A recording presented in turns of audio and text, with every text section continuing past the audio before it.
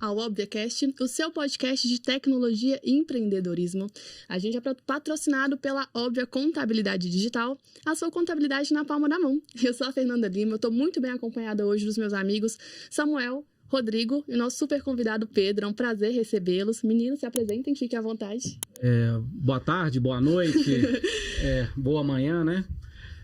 Estamos aqui do lado do Pedrão. Eu sou o Rodrigo Arregui, sou publicitário, sou sócio da Óbvia também. E é um prazer ter o Pedrão aqui junto com a gente, grande jornalista. Satisfação, Pedro. Eu sou Samuel Linhares. É um prazer recebê-lo aqui, com muita alegria, com muita felicidade que a gente faz esse podcast nessa primeira temporada com a sua presença. Obrigado, gente. Eu fico muito grato de estar aqui para bater esse papo. Eu tenho certeza que vai ser muito legal. Sim. E tenho certeza que o tempo vai passar muito rápido ao longo aí do nosso bate-papo. Pedrão, você é gaúcho, nascido no Rio Grande do Sul, veio pra cá numa jangada, não? Não, vim num VASP mesmo, em 84. Meu pai, na época, veio trabalhar numa distribuidora de remédio, aí viemos eu e minha mãe a reboque, né? Chegamos aqui e foi um caso que aos mineiros, por contingência geográfica, que não é o meu caso, e os de coração, que esse definitivamente é o meu. Eu escolhi ser mineiro, morar aqui, e não me vejo, inclusive, fora de Minas Gerais, né? Amo Minas Gerais. Que bacana. E me fala uma coisa, você nascido em Porto Alegre? Porto Alegre. Nascido em Porto Alegre, com grandes times de futebol. Grandes Grêmio, Internacional e tantos outros também, Sim. né?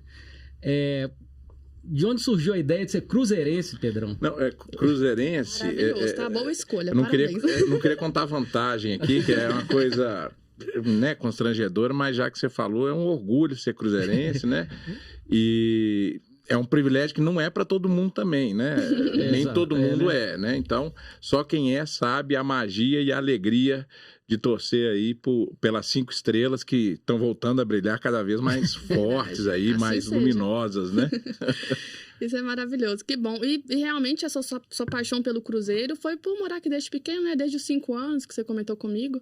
E foi o que você mais se identificou mesmo, né? Sim. E assim, até atrapalhei você. Não. Olha, pergunte, seu pai veio, né, com a farmácia dele, enfim, que ele trabalhava, foi como forma de buscar uma vida melhor mesmo em Minas Gerais? Ou, enfim, teve algum outro motivo, etc? Não, sim, aquelas oportunidades, aquelas configurações da vida. Hoje eu acho que esses movimentos migratórios são até mais fáceis, né? Até ali meados dos anos 80, início dos anos 90, as pessoas meio que eram fixas nos locais que elas nasciam. Sim. Então foi um movimento assim de procurar uma oportunidade melhor, né? E ele acabou vindo por isso. A gente gostou e ficou... E não vai sair daqui mais, eu acho que mais não. Minas é maravilhoso. Você tem uma irmã, né? Tenho uma irmã que hoje mora em Paris, na França, né? É economista e está estabelecida lá com 2 crianças, casou e faz a vida lá. Me fala uma coisa, Pedrão. Por que o jornalismo? De onde surgiu essa paixão sua? É engraçado que chega um momento que você tem que... Eu acho que até muito jovem, você tem que decidir uma coisa para fazer na vida. Sim. E eu cheguei 17 anos, terminando o 2º grau, falei assim, preciso escolher uma profissão. E tinha... Você vai ler aquelas revistas, guias do estudante, eu lembro que eu lia muito assim, falei assim, quem gosta muito de ler e de escrever, gosta de história, o jornalismo é uma boa opção. E eu ficava muito na dúvida entre jornalismo e direito. Aí eu falei assim, acho que eu vou fazer comunicação e jornalismo. Escolhi fazer jornalismo, isso lá em 98, e desde 2001 atuando profissionalmente no jornalismo em todas as sub-áreas aí, né, como assessoria, né, esse caminho aí já são mais de 20 anos já no jornalismo profissional. Que maravilhoso, excelente.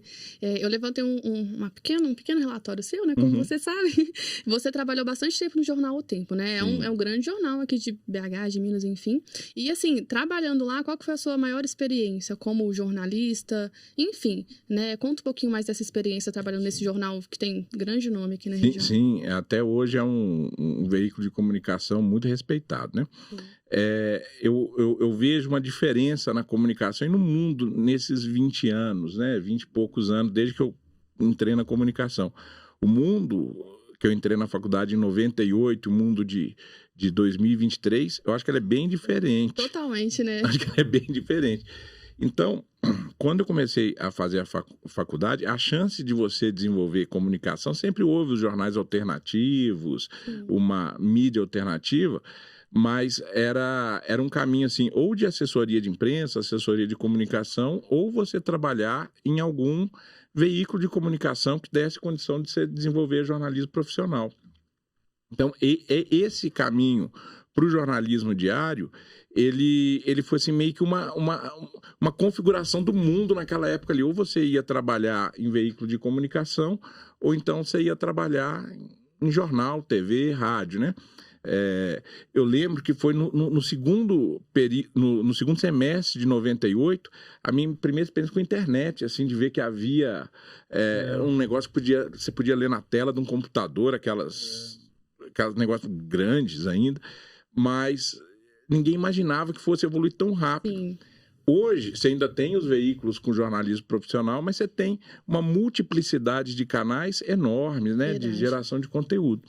Então, ali no Jornal Tempo, nesses 8 anos que eu fiquei lá, eu fui repórter, fui redator, né, trabalhei também com edição e cobri Copa do Mundo, cheguei à final dos principais prêmios de jornalismo trabalhando no jornal. Prêmio ESSO, né? Prêmio ESSO de jornalismo, que era o principal prêmio do jornalismo brasileiro. Parabéns, né? É da idade da turma aí não, viu, Pedrão? Não, eu tive que pesquisar, realmente. Era quem não lembra, que a avó do Heron Domingues, né? Que quem fala, seu repórter Esso e tal. Eu sou um pouquinho depois do Heron Domingues, mas, depois, Pedrão. Mas o prêmio foi muito respeitado e durou certeza. até recentemente, assim, por conta do apoio que a ESSO dava ao jornalismo, né? Sim. E aí deu para chegar nesses prêmios, e foi uma experiência assim, maravilhosa e que me influencia até hoje, para sempre, certeza. né? Foram os prêmios ESSO e Embratel, correto? Prêmio ESSO e Embratel de jornalismo. Parabéns, não? Muito show, Obrigado. que bacana. E como é que você sente que a tecnologia impacta na vida do jornalista ou de qualquer outro profissional da área de comunicação? Você disse que de 94 para 2023 teve uma evolução grande. Além da internet, do avanço da comunicação, o que mais isso impacta na vida do jornalismo, assim, a tecnologia de maneira geral? Ontem, Samuel, eu estava conversando com alguns amigos que também trabalham, são profissionais da comunicação. Não sei se vocês são familiarizados com o chat GPT. Chegaram a... Inteligência artificial. Se não experimentaram, pelo menos ouviram falar. E quem está nos escutando, vendo, acho que é muito interessante. É uma coisa que, a princípio, dá até um medo assim, da tecnologia, porque a partir do momento que você calibra bem a inteligência artificial, ela consegue desenvolver textos de uma maneira muito assertiva. Claro que precisa de um olhar humano ainda para ver a questão. A própria ferramenta diz que pode haver alguma desinformação e é preciso um olhar humano ainda. Mas as máquinas estão chegando ao ponto de ocupar o papel de um redator publicitário, de um jornalista e desenvolver textos. Eu acho que o jornalismo e a comunicação, eles se adaptaram muito para essas tecnologias novas, né? Porque hoje no seu celular você recebe uma gama de conteúdo muito grande e você quer consumir conteúdo, né? Ser tratado com inteligência, né? Ter uma informação correta, relevante para você no seu dia a dia. Tá discutindo assim coisas como a gente está discutindo aqui agora, de inteligência artificial, de mudança da comunicação.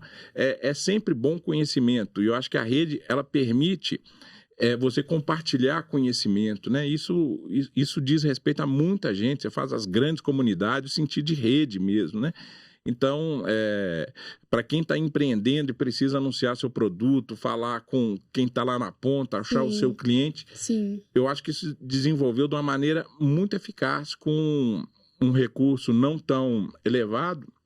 Você consegue levar o seu produto ou o seu serviço para quem precisa comprá-lo, né? Então, eu acho, para quem trabalha com comunicação e para quem precisa da comunicação, que praticamente toda empresa tem que investir em comunicação, né?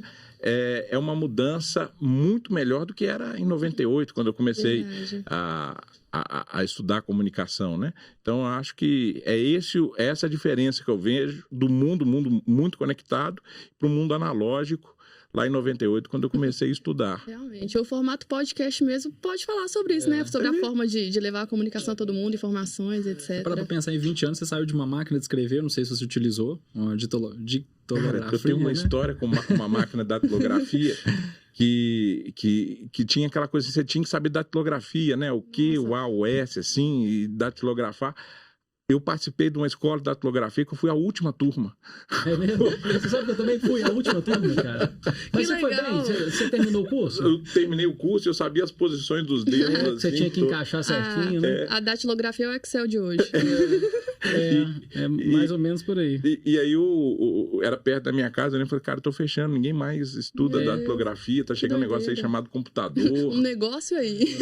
Ô, Pedrão, eu queria que você fizesse, cara, um paralelo aí do jornalismo de quando você formou, né, que era aquele jornalismo mais sério, onde se preservavam fontes, onde o que o jornalista dizia ali tinha uma apuração, uma verdade, né? Para esse jornalismo de hoje, onde, na verdade, todo mundo que tem um celular vira jornalista e propaga qualquer tipo de notícia, como é que isso está afetando a sua profissão, essa história de que todo mundo, de certa forma, descredibiliza a mídia, o jornalista?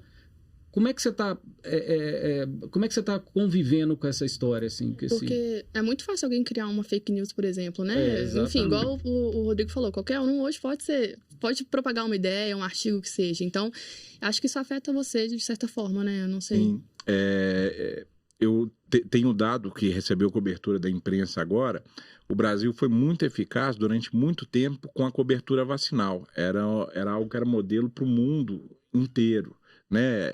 Lá nos anos 80, teve até aquele personagem, o Zé Gotinha, que acabou ficando muito popular entre as crianças. Né?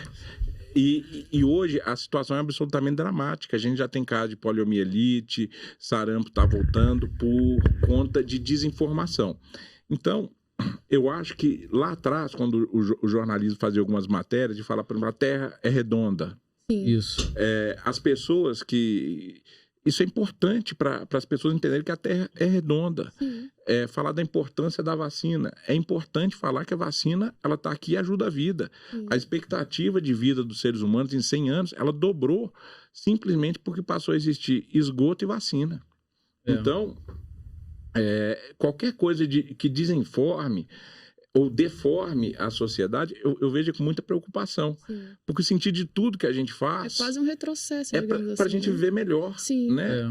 A questão do esclarecimento, da evolução das pessoas. Opinião, gente, cada um tem a sua. E eu acho que é muito importante a gente fazer a diferença entre o que é opinião e o que é dado concreto. Conhecimento é um negócio que é difícil de se fazer, demanda tempo, demanda pesquisa, né? E ninguém tira de você. E você não pode desinformar as pessoas, porque o desmentido jamais tem a força do mentido. E com essa multiplicidade de canais, cada um pega um celular e passa uma fake news, as pessoas acreditam nisso, principalmente alguns perfis de etários. É verdade. Querendo ou não, o pessoal, né, mais velho, digamos assim. Enfim. Fala assim, deu no grupo do Zap. Você acha que... Outro dia eu estava pensando, se existe alguma saída para essa questão da fake news. Porque, cara, você recebe uma informação de que a Terra é plana. Aonde que eu posso ver que ela não é plana rapidamente, assim, sabe? Você acha... Como que você vê essa questão do marco regulatório? Você acha que é importante? Como é que você vê essa... Eu acho que tem que ser feita um grande pacto nacional para coibir a desinformação. Isso é criminoso, pode fazer a diferença entre a vida e a morte, dependendo do caso, inclusive. Porque, por exemplo, os terraplanistas, eles são organizados, eles fazem encontros. É até engraçado pensar sobre isso, né? Qual lado da terra plana você vai querer pular depois? Isso com canto. Verdade. Porque a discussão da terra ser redonda é secular, isso. Ninguém, né? Uma informação científica feita com base em pesquisa por grandes nomes, Ninguém gravidade. acordou no dia e falou, acho que a Terra é redonda. Ou vice-versa. É a mesma questão do vírus. Tem pessoas que não acreditam que... Aqui pode ter vírus aqui em cima dessa mesa, no ar. A gente não enxerga. Mas o vírus é um organismo muito pequenininho que existe. E por isso que tem uma vacina que permite as pessoas viverem mais. É verdade. Então, eu acho que desinformar é criminoso. Então, opinião, eu gosto ou não de pão de queijo. Isso é uma opinião. Isso não vai matar ninguém. Eu gostar ou não gostar de pão de queijo. Eu adoro, por sinal. Mas eu falar que vacina mata os outros, que vacina na não é eficaz. Na verdade, eu acho que eles começam assim. Eu gosto ou não de pão de queijo. Ok, eu posso gostar ou posso não gostar. Mas daí eu disseminar alguma informação de que pão de queijo mata. Exato. É isso aí. Não é isso? É uma outra história, né? É isso aí. Aí você começa a gerar uma cadeia de desinformação e que daqui a pouco tudo que tem queijo, até mata a vaca, porque a vaca produz o leite. Deus me livre. Eu não sei se vocês lembram dessas fake news assim, ou essa é anterior a mim, que eu não sou tão dessa época, né? Eu sou posterior. Mas tinha uma grande dúvida se o homem tinha ido à Lua. Isso prevaleceu por muito tempo, com todas as evidências. Sim, tudo eles fincando a bandeira na Lua. Não foi feito em um estúdio, Hollywood e tal. E teve que se investir muita informação para provar que o homem havia de fato ido à Lua. Então, eu acho que nessa era que a gente vive, a era da pós-verdade, a sociedade líquida, não tem nada sólido, tudo escapa entre as suas mãos. E é o que você acredita, você acaba acreditando. Então, tem até uma pesquisa que, se você tem uma opinião, você pode escolher receber $10 para ler um material diferente ou não receber nada e receber uma informação que vai corroborar a sua opinião, que é o viés de confirmação. Você abre mão do dinheiro que você receberia para ler algo contrário, para validar o que você pensa. É verdade.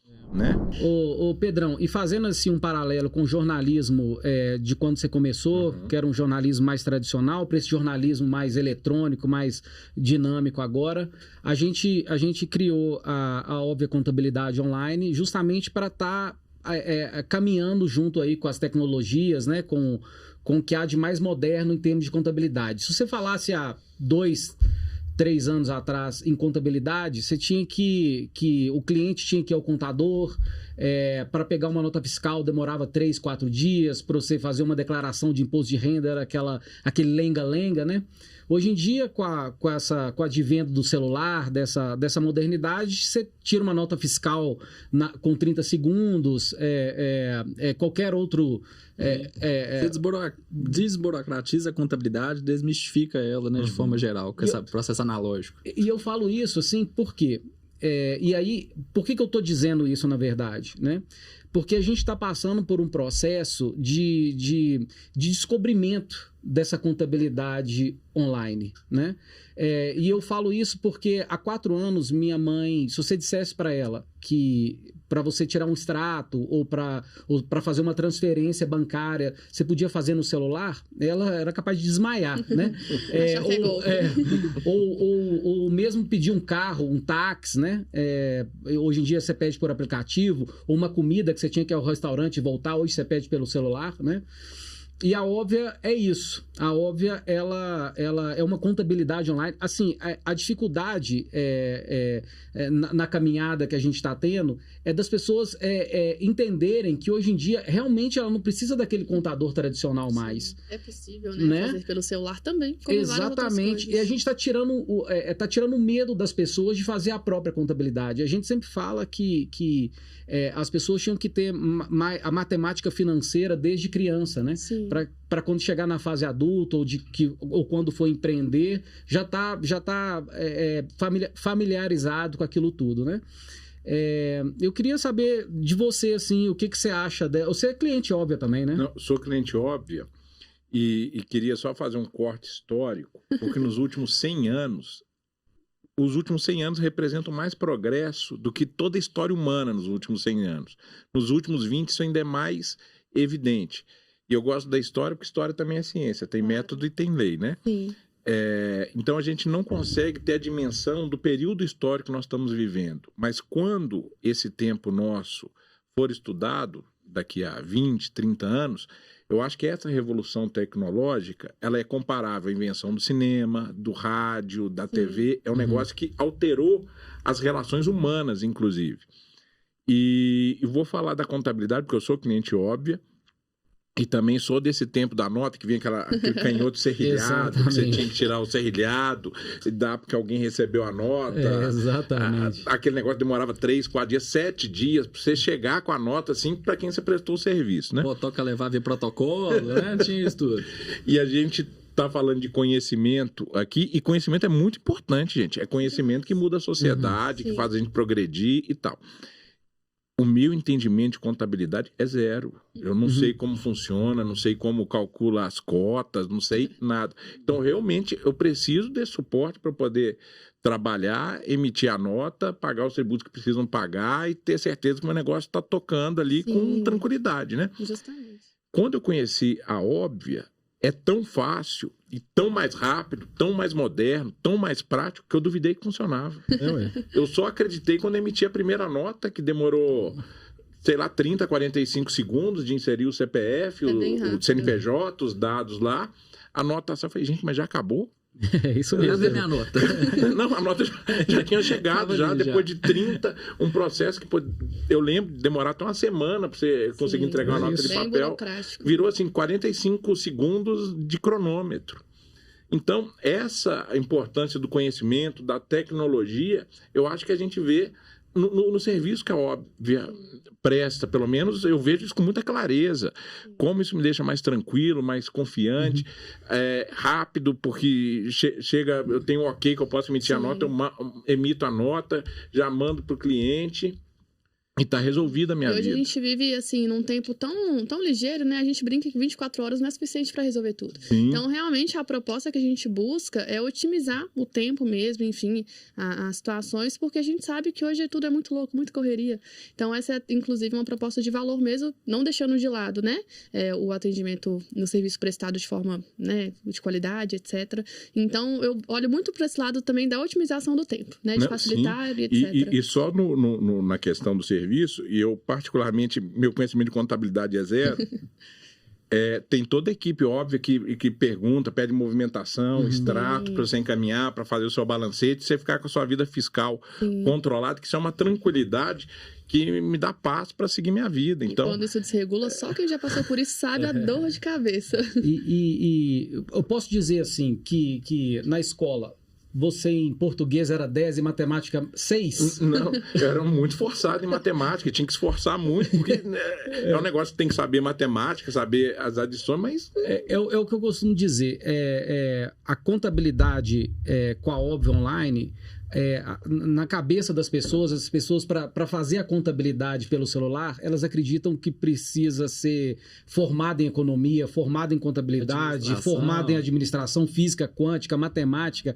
Eu digo o seguinte, para você tirar um extrato no banco, você não precisa ser formado em economia ou trabalhar no banco. Basta você baixar o aplicativo e tirar um extrato. Para você pedir um carro no aplicativo, você não precisa ser motorista, formado na Fórmula 1. É só você baixar o aplicativo e pedir um carro. E com a contabilidade é a mesma coisa, né? A facilidade que você tem. Começa no cadastro. O cadastro, para quem tem algum e-mail, é mais fácil que você abrir um e-mail. É muito simples de você abrir. Exato. Então, você vai ter ali todo o suporte com a maneira... Quem não entende nada, que é o meu caso. Eu acho que eu sou a pessoa que menos conhece de contabilidade no universo. Ninguém conhece menos de contabilidade que eu. Você consegue tocar a sua vida fiscal com muita tranquilidade, praticidade, agilidade e confiança. Porque tem sempre lá o atendimento, suporte.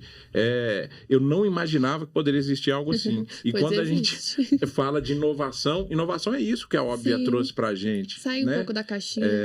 Então, eu acho que é uma das revoluções que a tecnologia nos permitiu E sem falar o investimento, né? Não falando de custo, contabilidade de investimento é um dos melhores investimentos que você pode fazer em contabilidade é na Óbvia, porque não tem como comparar com o preço do mercado. A gente brinca, o Pedrão e Fernanda, que assim, o que a Óbvia proporciona no final das contas? Uma viagem para você com sua família para o final de ano. Com a economia que você tem, dos honorários contábeis, com a agilidade que você tem, que você pode viajar, que você vai voltar, tá tranquilo, proporciona você uma viagem ali em dezembro com essa economia, com essa facilidade que você vai ficar de boa. Então, assim, para além, né, é tecnológico, é maneiro, é legal, divertido, tá tudo na palma da sua mão, cara, mas vai te dar uma economia absurda. Eu acho que é isso que a gente te presta também todo o suporte, né, Rodrigo? Assim.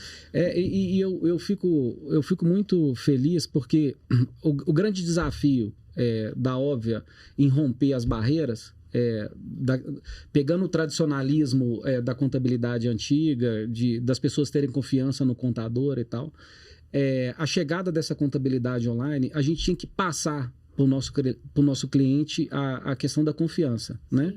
E a cada dia que passa, os clientes se adaptam mais ao aplicativo, vão chegando clientes novos, e tudo isso a gente tem como base a confiança. Diante dessa confiança, desse crescimento da Óbvia, eu não sei se você viu, nós somos capa da Pequenas Empresas e Grandes Negócios. Não, sim. Que é uma grande revista de...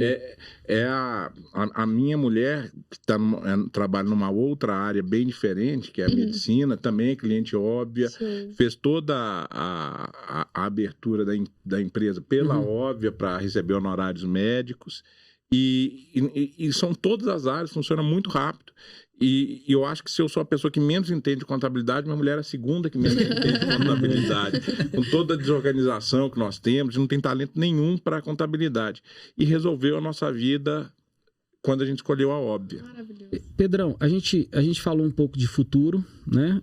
Agora eu quero voltar lá no passado.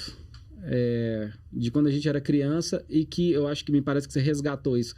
E essa história do livro do Zacarias? Cara, essa história do livro do Zacarias é muito legal. Porque... A turma sabe quem que é Zacarias aí? Eu sei, os Trapalhões.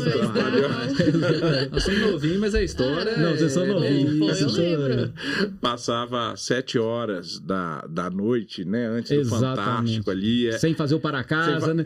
A hora que subia os Trapalhões, ele dava até um frio na espinha ali você lembrar, assim, a semana tá começando amanhã. E ali, dos 4, o Zacarias me parecia sempre o mais engraçado, porque ali o Didi interpretava meio que ele mesmo, o Mussum também era muito engraçado, até um estilo muito parecido com o YouTube, frases curtas, uma dificuldade que tinha de decorar texto. E o Zacarias era um personagem mesmo, né? Era o único que imitava uma voz e encarnava um personagem. Então, esse é um projeto antigo, porque o Brasil, eu acho que tem um problema de memória ainda, sabe? Às vezes eu falo que a memória do brasileiro não dura muito além da missa de 7º dia. E a gente precisa conhecer a história do nosso país em todos os sentidos. Verdade. Hoje, a memória do Zacarias já está um pouco esquecida, por questão do tempo. Já tem mais de 30 anos do falecimento dele. E é um projeto que eu quero resgatar a história do Zacarias e dos Trapalhões, que foi um grupo, né, que tinha uma audiência absurda. Na TV, na época que ninguém sonhava com internet. Como a geração, né? Muito, muito. Pode se questionar, e acho que tem que se questionar o estilo de humor. Ainda bem e tem que fazer a leitura da época, Claro. Fazer a leitura contemporânea é perigoso. Mas, pode ser cancelado. Pode, mas eu acho que indiscutivelmente eles marcaram um período muito importante do entretenimento no Brasil, na vida de muitas crianças. Uma delas. Então, eu queria recuperar a história do Zacarias, e pra gente que viu, né, atuando nos cinemas, eu ficava particularmente muito ansioso com aqueles filmes. Era o seu personagem predileto ou não? Era. Não era o Didi, não? Não. Eu gostava Mussum? dele e tal. E eu gostava muito do Mussum também. Eu também. Muito do Mussum. O estilo dele falar, sempre achava engraçado. Malandrão, né? Aquele Cacildes. Meu pai também adorava. Achava... Ainda bem que ela falou pai, né, cara? Sim, Ele não não, falou eu avô, né, velho? Realmente ia ficar muito O ruim. Zacarias foi um personagem mesmo, curioso, Pedrão, porque é o seguinte, você não vê a nossa geração, por exemplo, quando você tem uma festa fantasia, Fernanda, você pode até ver o cara fantasiado de Zacarias, tem uma caricatura, tem um negócio assim. Com os outros não tem, com os outros personagens. Quem que imita o Didi, assim? Não, eu acho que o Zacarias tem mais essa presença. Porque era mais caricato, né?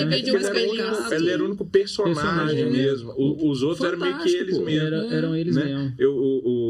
Aí eu queria muito resgatar a história fazer biografia é difícil, toma tempo e tudo, é um projeto de longo prazo, mas que eu pretendo... Há quanto tempo você tá nessa...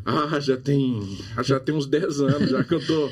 E a gente, às vezes, tem que correr, pega um ator das antigas que tá aqui na região, a gente tá na cidade, porque vai todo mundo indo embora, né? E assim, esse do Zacarias tá em processo, né? Tá em processo. Eu sei que você escreveu mais duas biografias. Sim. E eu queria saber, de forma geral, na sua experiência até o momento, é mais fácil ou mais difícil fazer biografias de pessoas que já se foram ou de gente que ainda tá viva? Vamos falar assim. Eu acho que os que já se foram têm uma característica importante, que esses caras que já morreram, eles encerraram a história deles. Nada mais pode acontecer. Sim. Os que estão vivos, é importante que você faça uma homenagem em vida, mas a história deles ainda continua. Então, acho que tem essa diferença. Uma, a história está encerrada, e a outra história ainda está sendo escrita. Claro. Então, acho que tem essa diferença. E o do Zacarias é meio que um desafio meu, que eu faço, o Brasil não pode esquecer do Zacarias, como tantos outros aí que é um país, infelizmente, tem uma dificuldade de memória, né? A gente não pode esquecer das coisas.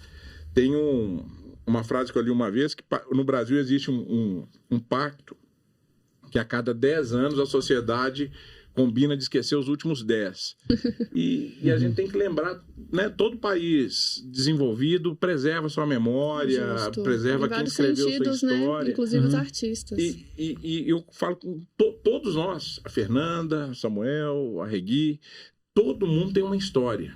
Todo mundo tem uma história. Um cara como o Zacarias, como Dirceu Lopes, o que faz a história dele ser um pouco diferente da minha, da sua, da nossa aqui?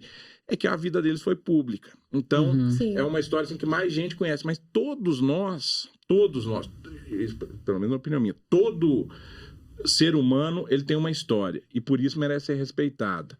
E ela é um pouquinho do que está para trás e um pouquinho menor ainda do que vem pela frente. Então, por isso que a gente tem que contar história. Tem que contar a história de todos nós, dos nossos pais, nossos avós, tios, amigos, e dessas pessoas que dizem respeito a mais, né, que a vida tocou mais gente, a gente conta, né, de maneira mais pública. Mas todo mundo tem uma história e toda a história tem que ser respeitada, na minha opinião. Ô Pedrão, e como é que um escritor ele define a quem ele vai prestar essa homenagem pela biografia? É por uma questão pessoal ou assim... É evidente que é pessoal, mas eu digo assim, faz mais sentido ser pessoal somente ou tem um critério pra gente definir? Ou o cara que já tem ou não tem, alguma coisa nesse sentido? Não, sim. Eu li recentemente, o Bob Dylan ganhou o Nobel, eu tô na dúvida se foi 18 ou 19 que ele ganhou o Prêmio Nobel de Literatura. E eu li uma matéria, eu não sei onde, mas que ele teria, o Bob Dylan, 700 biografias já escritas. Mas nos Estados Unidos é um país que preserva a memória e tal. No Brasil, o cara mais biografado é o ex-presidente Getúlio Vargas. São 6 biografias que ele tem escritas. Eu acho que isso não limita, porque alguém escreveu um livro, não, já tem um. São outras abordagens. Sim, outra visão, né? E é muito legal você ter múltiplas visões em cima de um fato. A gente está numa sociedade, num tempo meio extremo, que não pode tudo, gente. São visões diferentes. Porque quando você for escrever uma coisa, eu escrever uma, você outra, Fernanda outra, a gente carrega um pouco da nossa subjetividade para escrever. As fontes mudam um pouco, o contexto muda. Então, vamos ter multiplicidade, diversos enfoques, não tem errado nem certo. Tem oportunidade para todo mundo, né? Justamente. Então, a gente tem que contar muito a história, né? Eu acho que a história é o que nos permite estar aqui, são as nossas lembranças, os nossos afetos, né? Que nos fazem chegar aqui e caminhar. Porque eu acredito que todos nós, né? A gente vai deixar um legado. E esse legado é a nossa história. Sim. Você falando de biografia de gente que já morreu e gente que está vivo, mais vivo do que Dirceu não tem, né, Pedro? Nossa Senhora. O Dirceu, que a gente falou no iniciozinho, né? Eu fui repórter de esportes por uns 8 anos e entrevistei muitos jogadores. E o Dirceu sempre me pareceu muito amável, muito simples. E aí começou a me incomodar, nos mesmos modos Zacarias, que algumas pessoas não tinham a dimensão de quem foi Dirceu Lopes. Entendeu? E eu coloquei na cabeça, falei, não, gente, quem viu Dirceu jogar, eu quero forçar lembrar. E quem não viu, que eu não vi, eu nasci depois que eu tinha parado, é o meu caso, falei assim, eu quero apresentar quem foi esse gênio da bola. Um gênio, um monstro, uma fera e um dos responsáveis por construir esse Cruzeiro gigante, ao lado de outros gênios, né? Sim. E fico muito feliz de ter dado uma pequena contribuição para resgatar a história desse que para mim é um dos 10 maiores jogadores de todos os tempos. Pequena grande, né? Porque maravilhoso. Foi uma grande contribuição, na verdade. Como é que nós estamos de tempo aqui? Então, tranquilo. Acho que tá de boa. Nós já temos 50 minutos. Já temos 50? Ou 1 hora, porque a gente demorou a entrar, né? Então, vamos fazer o seguinte. Vamos entrar. Eu acho que o corte já tem aqui, né? O Pedrão rebentou, como sempre. Agora a gente vai meio que caminhando para a reta final, né? Até para questão de tempo mesmo. E a gente tem só um pequeno bate-bolazinho, que é a perguntas, algo bem tipo Mas eu acho que eu queria só mais um testemunho, porque para a geração que já em função do Dirceu, só para eu voltar na questão da Copa, Pedro. Pode ser, pessoal? Pode. Isso chama super atenção. Pode. Ô Pedro, e você acha assim que o ponto alto da sua carreira de jornalista foi acompanhar a Copa do Mundo, ou você teria alguma outra experiência aqui que foi marcante na sua trajetória? Eu tive uma experiência, foi muito legal, Samuel. Eu li na faculdade um livro chamado Requiem para um Goleador Atormentado. É um livro sobre a trajetória de um atacante do Botafogo, dos anos 40 principalmente, chamado Heleno de Freitas. Ele até hoje está entre os grandes jogadores do Botafogo. Ele era tio do Bebeto, que trabalhou no Atlético. Jogou bola com João Saldanha e tal. Bebeto de Freitas, né? Bebeto de Freitas foi técnico de vôlei e faleceu... Acho que quando ele estava trabalhando na prefeitura de Belo Horizonte ou no Atlético. Acho que no Atlético. Ele tem uma carreira muito marcante no Atlético aqui, foi presidente do Botafogo, né? E aí, falei assim, gente, o Heleno de Freitas foi o primeiro cara a ganhar dinheiro na era do futebol profissional. Jogou no Boca Juniors, jogou na Liga Pirata da Colômbia com Di Stéfano e tantos outros. Curiosamente, dessas carreiras, assim, tipo o Rivelino, que nunca foi campeão com o Corinthians, o Heleno nunca ganhou nada no Botafogo. E não foi para a Copa de 50, porque suspeitava-se que ele teria algum problema mental. E como foi comprovado posteriormente. E aí, eu tive a oportunidade de pegar os últimos 5 anos de vida dele, dos 34 aos 39 anos. E foi uma série de reportagens que falava da vida dele no hospício, na Casa de Saúde São Sebastião, em Barbacena, que ele era mineiro de São João Nepomuceno.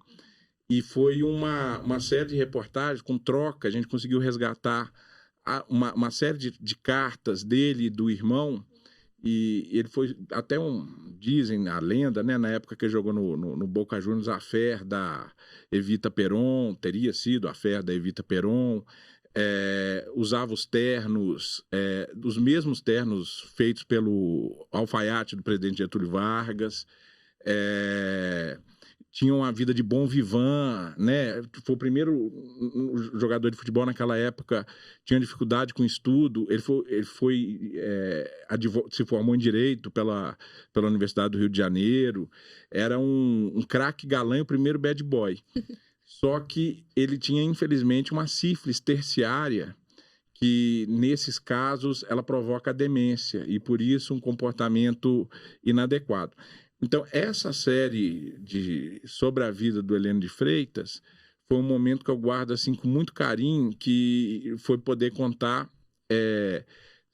todos os pecados dele, para quem acredita em pecado, foram pagos nos últimos 5 anos de vida. Sim. Que ele morreu pesando menos de 40 quilos. Isso virou uma série da Globo, né? Virou um filme. Virou um filme com o Santoro. Com o Santoro, exatamente. E aí foi muito legal poder contribuir. É uma história muito bonita, porque o super ídolo que ele foi, o irmão Heraldo, que era funcionário público aqui, foi o único que teve com ele até o final, pagando todas as despesas. Ele não foi largado à própria sorte, mas a decadência física e isso psíquica mexe com a gente, dele, né? Ainda mais você foi um negócio muito dramático. Sim. Foi um negócio muito dramático. Então, eu lembro bem, foi uma série de reportagem de uma semana, com 1 ou 2 páginas. Você fez uma imersão na história, foi. Né? Na época, o psiquiatra, o Dr. Tornedal, ainda estava vivo e ele deu detalhes de como era o dia a dia. Assim, foi muito legal contar, assim, como um cara como ele, os últimos dias dele. Foi muito legal.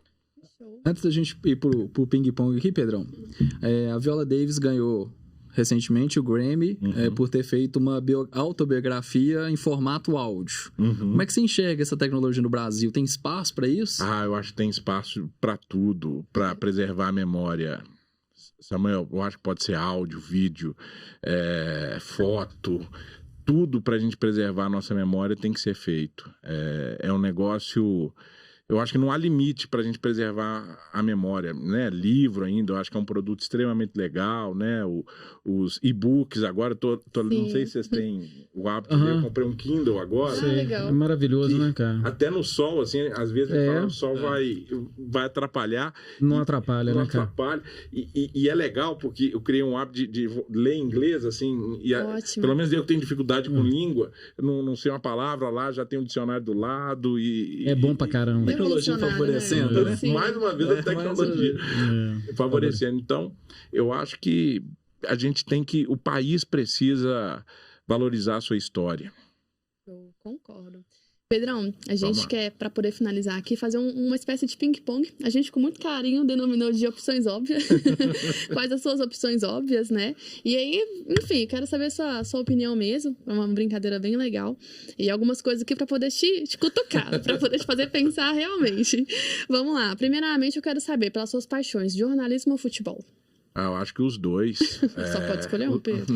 Não, aí é muito difícil. A empate eu falei que eu ia te cutucar. É quase jornalismo, futebol e Matheus, né? Não tem jeito. Não pode ficar com os dois? Essa aí? Eu vou deixar essa aí a gente permite. Mas assim, se tiver... Eu sou apaixonado pela comunicação e pelo jornalismo. Se tiver que escolher um, é o jornalismo, e eu acho que cobrindo futebol, né? Não, mas o futebol hoje eu sou um torcedor de arquibancada. Gostoso, né? O meu lugar é na arquibancada. Você não vai na arquibancada mais, não, Pedro? Você assiste em casa. Eu te conheço. Mas meu lugar assim... É torcedor. Torcedor. Eu gosto de pôr a camisa do meu filho em casa, no estádio. Você ainda é aquele torcedor que não consegue dormir e tal? Nossa, eu fico abalado. Aquela dica, dor de barriga. Aquela dica que eu te dei não te adiantaram em nada, né? Dormir, tomar um... Amenizou. Mas eu fico ansioso. Você passa mal. Você sabe que eu só passo mal em clássico, né? Eu não assisto, não consigo... Eu digo o seguinte, minha relação com o futebol é da seguinte forma.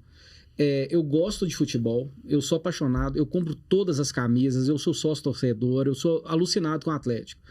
Mas torcer para um time, para mim, é prejuízo. Por quê? Porque a vitória, ela me dá uma alegria de 30 minutos. Sim. E a derrota, ela me dá uma tristeza de 4 dias. Ela prolonga, né? Eu fico doente 4 dias. E a vitória, eu falo assim, tinha que ganhar mesmo. Eu tô tentando fazer essa evolução, mas o meu problema é que eu acho que eu não gosto de futebol, eu gosto do Cruzeiro.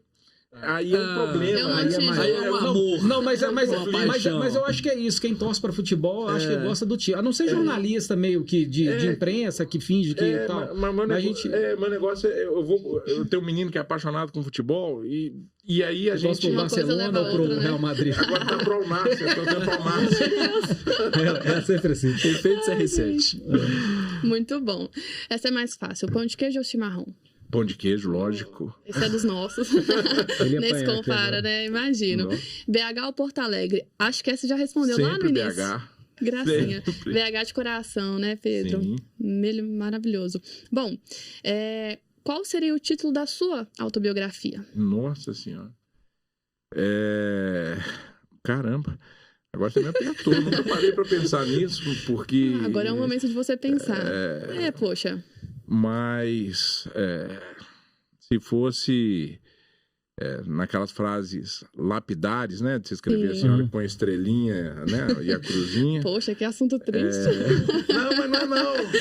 Brincadeira. A gente tem que ficar feliz, né? Mas se fosse uma frase lapidar, seria algo como, eu não estou aqui. Muito bom, profundo. Exatamente. Profundo. Daqui a 100 anos, quem for fazer a biografia do Pedro, já sabe. Eu não estou aqui. E, cara, de quem, né, outras pessoas que você gostaria de escrever uma biografia hoje? Eu acho que tem muita gente importante que deu contribuição enorme à sociedade brasileira e às vezes se perde nos rodapés da história, dos jornais, nas matérias enviesadas, e eu acho que a gente precisa ressignificar algumas figuras. Recentemente, eu tive no Museu do Ipiranga, que tinha muito tempo, eu não lembro porque ficou fechado, mas está reaberto agora. Eu fui em São Paulo, questão de 30 dias, está reaberto. Foi esse ano, né? Foi. Aí eu fui com o meu menino lá e tinha lá a cripta onde está Dom Pedro. Né? Independente, eu acho que a monarquia não é o melhor dos regimes, mas é histórico, não tem como negar a importância de Dom Pedro. Eu cheguei lá para visitar a cripta fechada, com cheiro de urina, de cigarro, fezes. Quanto desrespeito, né? Pelo menos o que é informado é que ali restam o Dom Pedro, né? Os restos mortais de Dom Pedro estão ali. Então, eu acho assim, o país tem uma dificuldade em lidar com a sua história. Uhum. E a gente tem que contar, é muita gente anônima. Eu acho que, como a gente falou antes, são milhões de histórias que se perdem, né? Você vê assim dos nossos afetos, pegar assim, perguntar da sua trisavó, você vai ter dificuldade de falar de onde ela veio, o que ela fez. A gente, assim, até o avô, a gente tem bisavô, dependendo. Até no bis até vai. Passou disso, realmente são poucas pessoas que têm esse contato. Então, lá em casa a gente tem o hábito de contar uma história do dia, todo dia, eu e meu menino, porque isso para mim é muito importante, né? É você escrever um pouquinho na sua rede social de alguém que você gosta, de uma experiência legal. E eu acho que é isso que nos forma uma nossa identidade social e individual, né? Que são os nossos afetos. A vida, para mim, ela só tem sentido na coletividade. Individualmente, a gente, na minha opinião, não representa nada. Só na coletividade que se torna importante. Sim, exatamente. Como dizem, né? Sozinho você vai longe, mas com outras pessoas você vai mais longe ainda. Isso é fato. Real. Bom, o seu livro favorito, e pegando um gancho, um livro que você indicaria para nós aqui da mesa? Eu tenho um livro que é muito fácil de ler. Eu gosto muito dos escritores russos, pela grandiosidade, né? Eu acho tudo que vem da literatura russa brilhante. Então, quem não leu, poderia ler A Morte de Ivan Ilitch, do Tolstói. é um livro Eu anotando. muito fininho, é fácil de ler, e eu acho que é uma reflexão super poderosa sobre o sentido da nossa existência. Porque a vida passa e a gente tem que aproveitar o Sim. tempo que nos é dado sobre essa terra. Então, seria A Morte de Ivan Illich. Show. Muito fácil de ler. Tá anotado. Anotei. Excelente. E do que você sente mais orgulho de ter alcançado hoje, Pedro? Eu sinto a hora, assim, eu acho que profissionalmente eu consegui ter alguma trajetória minimamente consistente, mas o que eu sinto muito orgulho é de trabalhar com o que eu gosto, que é comunicação, e de ver meu filho crescer e se desenvolver. Isso, para mim, é o que vale a pena. E que bom. Um ponto importante que você considera para quem quer começar a empreender hoje. Isso é importante, porque eu estava lendo recente, parece que uma parte significativa dos negócios, eles não vão para frente porque a pessoa não pesquisa, embora goste, ela não pesquise minimamente o que ela vai ofertar. Faz um plano de negócio. Não faz um plano de negócio, o business plan dela, não investe minimamente numa comunicação. Eles fazem investir em comunicação, o cara fala, meu Deus, eu não tenho dinheiro para investir em comunicação. Sim. Mas diante de tudo que a gente falou de inovação tecnológica, de baixo investimento, ela tem que considerar isso. Sim. Então, acho que ela tem que fazer um plano de negócio consistente, que as possibilidades são muito grandes. E resiliência, né? Porque às vezes uma coisa dá errado e a própria tecnologia te permite corrigir rotas muito rapidamente. Sim, verdade. Né? A gente fala, você erra rápido para aprender rápido, né? E aí replicar da forma correta. E aí eu acho que não tem segredo, não tem fórmula mágica, né? Sim. Mas assim, um caminho é a resiliência, fazer um bom plano de negócios, investir em relacionamento com o seu cliente, né? E tocar o barco, muita disposição. É isso aí, sensacional. E como a gente está falando de tecnologia, obviamente, né? Como que o avanço da tecnologia contribuiu para a sua jornada como profissional? A gente falou muito disso aqui hoje, mas assim, uma consideração final, né? Para a gente responder. Eu acho que até essa transição dessa comunicação tradicional que a gente falou no início, ela foi permitida pelo meio digital, né? E o meio digital permitiu explorar outras áreas do jornalismo, que é a geração de conteúdo para rede, para blog, site, e até algumas convencionais, como os livros. Os livros impressos, não tem nada mais tradicional que um livro impresso, né? Então, eu acho que a tecnologia ampliou o escopo de atuação e permite hoje que eu preste serviço para N organizações e empresas, e tornou, assim, a profissão, você vê as redações estão cada vez mais enxutas, né? Sim. Ela abriu mais campos de atuação. Então, a tecnologia, em vez de vilão, acho que ela é uma aliada aí de quem trabalha com comunicação. Show de bola, sensacional.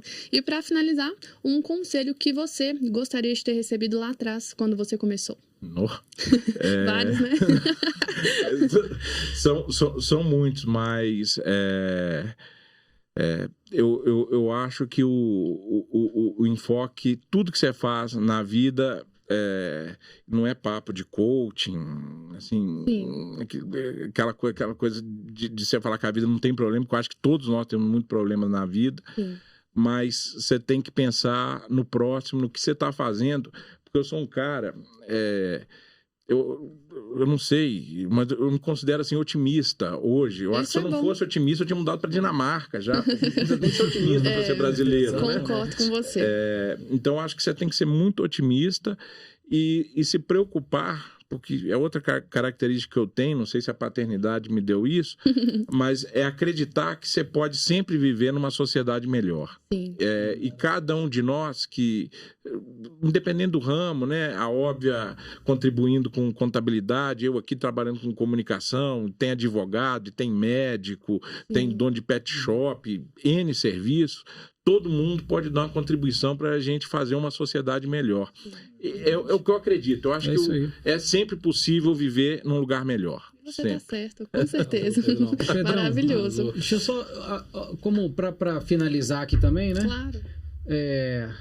eu sempre tive uma dúvida, que eu sei talvez tenha escrito a capa de jornal, eu acho que talvez seja a mais importante da sua vida, quando você escreveu Explode a Sexta Estrela, né? E eu acho que estava sozinho no Mineirão, você e seu computador, que me parece que foi quando o Cruzeiro ganhou o Campeonato Brasileiro, que você sofria muito com aquilo e tudo mais.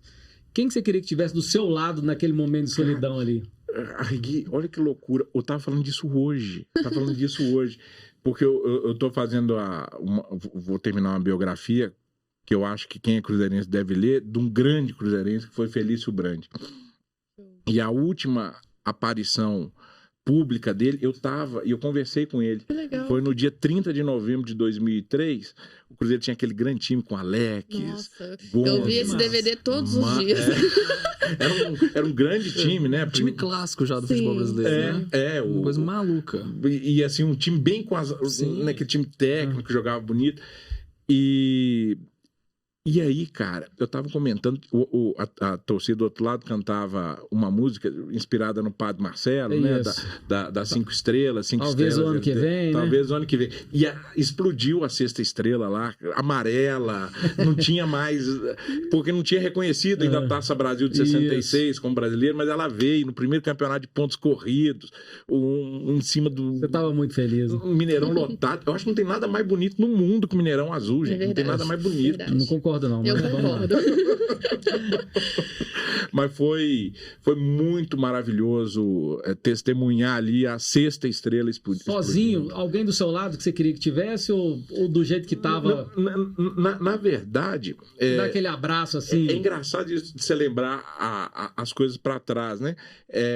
Aí o Mineirão antigo, ele tinha um negócio que subia assim, uma rampinha que subia assim por onde a imprensa entrava, e tava o ex-presidente Felício Brandi lá, praticamente um anônimo, passando lá como... Isso que a gente tá falando de memória, né?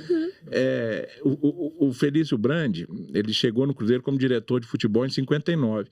Ele foi um dos presidentes mais longevos do Cruzeiro, enfrentou todas essas crises financeiras, elas não são inéditas. O Cruzeiro não tinha dinheiro para pagar a conta de água. Tem o Evaldo, que chegou do Fluminense, que o Felício trouxe, só para ter ideia assim, de como o Cruzeiro saiu de uma fase quase amadora para o profissionalismo. O Evaldo chegou do Fluminense, o Tostão já tinha disputado Copa do Mundo, e no Fluminense, clube da aristocracia carioca, lá, se o jogador não tivesse com a roupa de treino, o cara era multado. Se fosse um diretor mais exigente assim, ele é até excluído do clube, né? O Evaldo chegou, quando ele tinha uma concentração ali na Avenida Amazonas, no Barro Preto, em Belo Horizonte. Ele entrou, Tostão com a meia furada e arrumando cama. Poxa, meu Deus do céu, onde eu vim? Isso aqui não combina com futebol profissional. O craque do time aqui tá arrumando cama, meia furada e tal. Então, o Felício, ele fez essa virada de montar uma geração absolutamente espetacular e preparar o Cruzeiro para o Mineirão. Então, ele não estava comigo na hora que confirmou que todo mundo sabia. Mas foi o primeiro abraço. Eu tive com ele um pouco antes e ele falou, meu filho, vamos subir logo, porque a gente tem que ver esse Mineirão cheio e tal. Aí ele acabou falecendo logo depois, nunca mais consegui falar com ele, mas a gente vai recuperar essa história. Para mim, um dos maiores cruzeirenses de todos os tempos é Felício Brandi, um cara que chegou da Itália com a mão na frente, outra atrás, fez fortuna como empresário do ramo alimentício. A Toca da Raposa, que anteontem fez 50 anos, ele construiu, era o sítio dele, ele entregou a toca para o Cruzeiro, construiu essa toca, comprou o Tostão da América e investiu dinheiro do bolso dele nessa paixão que as 5 estrelas... Um legado deixado, né? Pedrão, uma alegria pra gente ter você aqui, cara. Você é resistência do jornalismo mineiro. É um dos melhores que eu já vi, se não for o melhor, né? A gente costuma dizer o seguinte, o Djavan, quando quer falar que alguma coisa é boa, né? Ele fala caetanear, né? A gente fala quando alguém escreve bem, né? Entre nós amigos, a gente fala, cara, você tá blanqueando aí, que foi o Pedro que escreveu pra você, né? Maravilhoso. Mas você é resistência, amigo. Obrigado. Obrigado, muita continue satisfação. assim. Obrigado, fico Muita muito alegria. espero ter contribuído de alguma maneira para a gente certeza. discutir tecnologia, falar de algo que é muito importante para quem está empreendendo. Eu acho que as relações de trabalho mudaram, que é a óbvia. Acho que é uma mensagem muito importante. Chegar nas pessoas, como você ter uma contabilidade moderna, rápida, fácil, eficaz, com baixíssimo investimento, facilita demais a sua vida e agrega valor ao seu negócio. Falar um pouco de comunicação e rever amigos aqui, é isso que eu acho que a vida vale a pena. Obrigado, Muito viu, obrigada. gente? Nós que agradecemos, tá, Pedro? E deixa suas redes sociais pra galera te seguir. É muito fácil, @Pedro Blanc com K. Tudo junto. Qualquer uma delas é @Pedro Blanc com K. Arrasou, perfeito. É o Pedro, único. muito obrigada, tá? Foi uma satisfação enorme ter você aqui, os meninos aqui. Eu tenho certeza que vai ser o primeiro de muitos. Quem sabe, né? A Obrigado. gente tem muita história ainda pra contar, né, Rodrigo? tem. Muita coisa ainda pra poder levantar. Pra poder finalizar, eu quero deixar todo mundo aí pra não esquecer de baixar o aplicativo no Óbvio do celular, né? E deixar realmente a parte burocrática da contabilidade, como a gente falou, com quem entende do assunto. E aí você poder tocar os seus negócios e cuidar, né, do que mais importa pra você. E até o próximo ObviaCast. Meus amigos podem se despedir, Obrigado, enfim, Pedro, fiquem à obrigado. vontade. Foi uma companhia maravilhosa no dia de hoje e na certeza de que essas histórias serão tão logo novamente compartilhadas aqui. Prazer, cara. Obrigado. Valeu, Pedrão. Obrigado, gente. Obrigado, irmão. Obrigada, eu. Até Valeu, mais. tamo junto. Valeu. Fechou.